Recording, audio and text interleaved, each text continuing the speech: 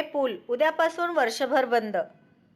मर्याई चौक येथील रेल्वे पूल जीर्ण झाल्याने त्या जागी नवा पूल उभारण्यात येणार आहे। यासाठी येथील लोकशाहीर अण्णाभाऊ साठे चौक ते मर्याई चौक हा मार्ग वाहतुकीसाठी 9 डिसेंबरपासून वर्षभर बंद राहणार आहे।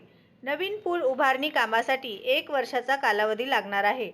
यासाठी 9 डिसेंबर 2025 पासून पुढील वर्षाच्या 8 डिसेंबर 2026 दरम्यान पूर्णपणे बंद राहणार आहे। याबाबतचा आदेश पोलीस आयुक्त एम राजकुमार यांनी जारी केला आहे। मंगळवेढा रोडकडून हैदराबाद, तुळजापूर, विजापूर, पुण्याकडे जाणारी वाहतूक नवीन विजापूर रोड ते केगाव बायपास अशी होणार आहे। देगाव व दमानीनगर येथील रहिवासी सोलापूर शहरात येण्या-जाण्यासाठी Jagtap hospital, CNS hospital, Jankar Nagar, नवीन रेल्वे बोगदा, अभिमान श्रीनगर, अरविंदधाम वसाहत, जुना पुणा नाका हा मार्ग वापरतील।